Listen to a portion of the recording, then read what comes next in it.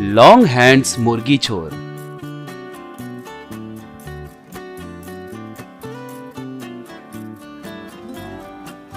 गोरखपुर नाम के गांव में गुरमीत नाम का एक चोर रहता था।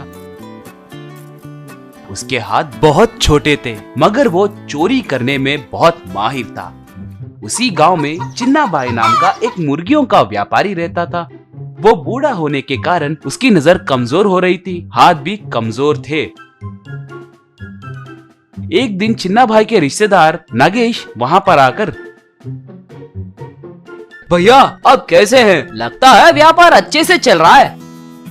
आओ रे आओ, अंदर आओ। मैं अच्छा ही हूँ, मगर अपना व्यापार ही बहुत मुश्किल से चल रहा है।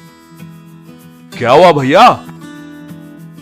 मेरे हाथ बहुत कमजोर हो गए हैं रे, और मैं मुर्गियों को पकड़ नहीं पा रहा हूँ। ऊपर से कोई मुर्गियों को चुरा रहा है कहकर मुझे शक है, इसीलिए थोड़े मुर्गियों को बाजार में बेचने के लिए सोच रहा हूँ। अरे भैया, किसी को पहरेदारी के लिए रख सकते थे ना। मुझे मुनाफा ही बहुत कम मिलता है, तो मैं उसे तनख्वाह कैसे दूंगा?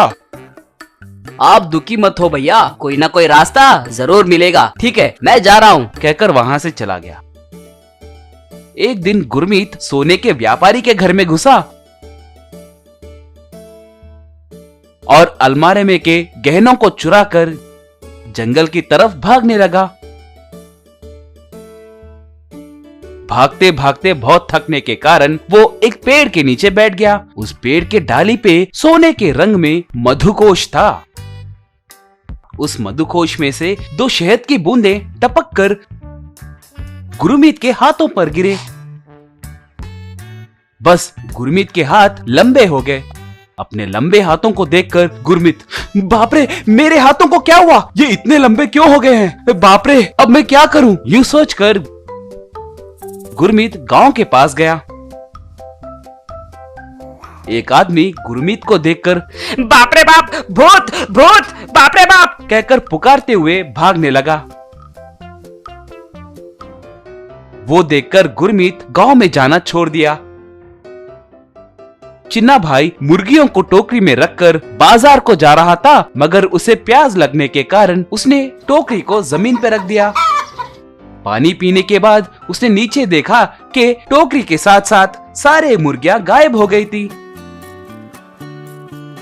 हे भगवान, मेरे मुर्गियां कहाँ गई? वो कहाँ पर है? हे भगवान, कहकर आसपास देखते हुए बो बो बो बो बो बो बो बो बो बो बो बो कहकर उन्हें ढूंढने लगा। फिर भी वो नहीं दिखने के कारण चिन्ना भाई बहुत दुखी हुआ। बो बो बो बो कहकर आवाजें सुनकर गुरमीत वहां पर आया। क्या हुआ श्रीमान? मेरे मुर्गियां। ऐसे कहते हुए गुरमीत के हाथों को देखकर चिन्ना भाई, बाप रे बाप, भूत भूत, मुझे कुछ मत करो। अगर चाहे तो मैं तुम्हें और मुर्गियां दूंगा। श्रीमान, आप मुझसे डरिए मत, मैं भी इंसान ही हूँ। क्या तुमने ही मेरी सारी मुर्गियों को खा लिया है? श्रीमान, मेरा भरोसा कीजिए, मैं भूत नहीं हूँ, मैं चोर हूँ, मगर मैंने आपकी मुर्गियों को नहीं चुराया है। तो फिर तुम्हारे हाथ ऐसे क्यों है? पता नहीं श्रीमान, सेठ के गहने चोरी करके आया था। इस जंगल में बैठने के बाद मेरे हाथ ऐसे लंबे हो गए। मुझे देखकर सब डर रहे हैं, क्या करूं? सेठ के पैसे कहाँ हैं? वो मुझे दो, मैं सेठ के पैसे उन्हें दे दूंगा। तुम आज से मेरे साथ रहकर मेरी मुर्गियों को देखो। ठीक है श्रीमान। गुरमीत सेठ के घर में चोरी के गहनों को चिन्ना भाई को दे दिया। गुरमीत चिन्ना भाई के घर में काम करने लगा और हर काम को फटाफट करने लगा। वो देखकर चिन्ना भाई के पड़ोस में रहने वाला व्यक्ति, क्या चिन्ना भाई, सुना है कि तुम भूत को पाल रहे हो? सारे गांव वाले इसके बारे में ही बात कर रहे हैं। कहकर हंसने लगा। वो भूत नहीं है, उसके हाथ लंबे हैं, बस तुम जाकर अपना काम देखो। गुरमीत मुर्गियों की अच्छे से देखभाल करने लगा। इस कारण मुर्गियां दुगने हो गए। तब वो लोग उन्हें बाजार में बेचने के लिए एक ट्रैक्टर को बुलवाए। सारे मुर्गियों को ट्रैक्टर में चढ़ाने लगे। ट्रैक्टर जंगल के रास्ते से जाने लगी। तभी वो लोग भोजन करने के लिए ट्रैक्टर को रोके। ट्रैक्टर में ड्राइवर के साथ साथ चिन्ना और गुरमीत भी थे।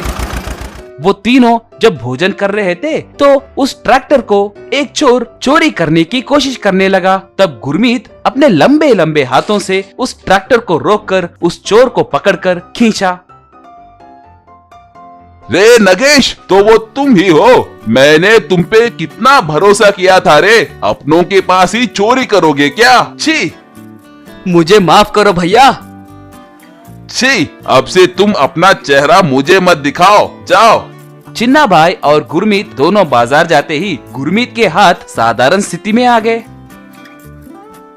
गरीब का मनी बैम्बू ट्रीज। देवांतपुर नाम के एक शहर में सोमराजू और लिंगराजू नाम के दो दोस्त रहते थे। उन दोनों की सुंदर पत्नियां और बच्चे भी थे। सोमराजू समझदार था मगर आलसी भी था। लिंगराजू मासूम था मगर बहुत मेहनती था। सोमराजू और लिंगराजू बैम्बू चिकन का व्यापार करते थे। इन दोनों के होटल में बेचने वाले बैम्बू चिकन गांव में बहुत मशहूर था। उन दोनों के होटल में ग्राहक बड़े तादाद में आते थे। सोमराजू आलसी होने के कारण दुकान को जल्दी बंद कर देता था। तब लिंगराजू, रे सोमा, क्यों रे हर दिन दुकान को जल्दी बंद कर रहे हो? कहकर पूछा। सोमराजू तब, मुझे तो आज के निवेश का मुनाफा तो मिल गया है, कहा। लिंगराजू, रे और थोड़ी देर रहते तो और पैसे आते थे ना, यूँ कहता है। तो सोमराज, मैं बहुत थक चुका हूँ रे, कल देख लूंगा, यूँ कहकर चले जाता है। मगर लिंगराजू देर रात रहकर व्यापार करके घर जाता था। ज्यादातर लोग लिंगराजू के दुकान को आने का आदत पड़ने के वजह से सोमराज का होटल खुला होने पर भी लिंगराज के होटल को ही जाते थे। एक समय ऐसा आया, सोमराजू को अपना होटल बंद करने की नौबत आ पड़ी। इस कारण सोमराजू लिंगराज के व्यापार को अच्छे से चलते हुए देख बहुत जलने लगा और वो लिंगराज के पास जाकर, सोमराजू, अरे तुम चिकन में क्या मिला रहे हो रे? सब तुम्हारे होटल को ही आ रहे हैं, कहकर पूछता है। लिंगराजू तब, यही मसाला रे, कहकर एक पैकेट दिखाता है। वहाँ रहे लोग एकदम से हंसने लगते हैं।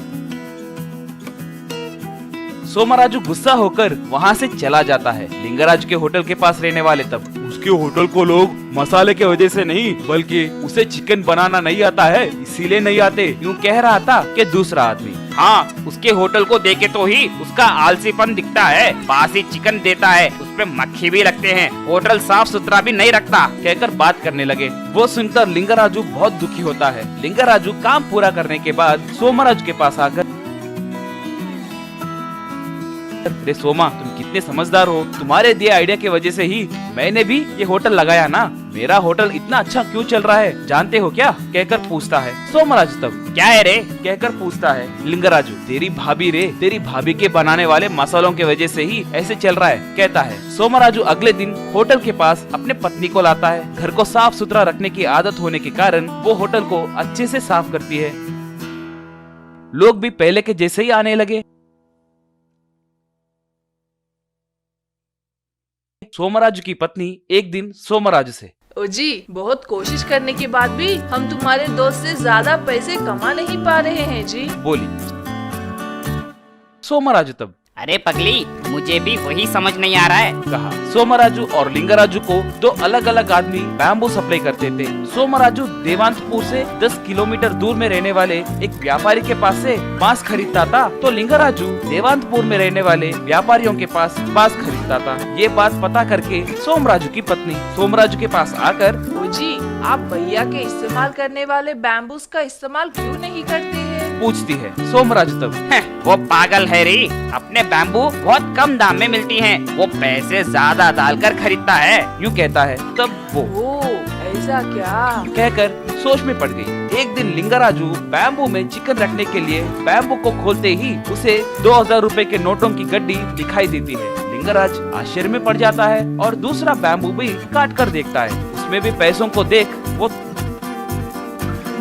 तुरंत भागकर अपने दोस्त सोमराज के पास आया और देख, मेरे बैम्बू में 2000 रुपए के नोट मिले रे, कहकर पैसे दिखाता है। सोमराज की पत्नी तब, बाप रे भैया, इतने सारे पैसे, कहकर बोलती है। लिंगराजू तब, हाँ बहन, भगवान ने हम पर अपनी कृपा बरसाई, बोलता है। सोमराज की पत्नी, ओ जी, पेड़ पे पैसे उगना शायद इसे ही कहते हैं, बोली। सोमराजू, वो जहाँ से बैम्बू लाता है वहीं से हम भी बैम्बूज लाए तो हमें भी पैसे मिलेंगे ना, यूँ कहता है। सोमराज की पत्नी तब, थोड़े बैम्बूस खरीदे तो क्या मिलेगा जी, वहाँ रहे पूरे लिए तो सारे पैसे हमें ही मिलेंगे ना। और ऊपर से ये बात गांव वालों को पता चलने से पहले ही हम ले लेंगे जी। कहकर उसे सलाह देती है। तब वो लोग घर और गहने गिरवी रखकर पूरे बैम्बूस को खरीद लेते हैं। रात भर बैठकर बैम्बूस काटने लगते हैं। एक दिन लिंगराजू होटल के पास आकर देखा कि सोमराजू और उसकी पत्नी बैम्बू काटने लगे। वो देखकर लिंगराजू, रे सोमा, ये क्या रे, इतने सारे बैम्बूस, और ऊपर से तुम्हारे आंख लाल क्यों हो गए हैं, क्या हुआ, पूछा। लिंगराजू तब कुछ नहीं रे कहता है। सोमराज की पत्नी भैया आपको बैम्बू में से कितने लाख मिले हैं? पूछती है। लिंगराजू तब, लाख रुपए, मेरा मुंह, मेरी पत्नी उस बास में पैसे छुपाई है बोली थी, कहकर बोला। वो सुनकर सोमराजू और उसकी पत्नी दंग हो गए।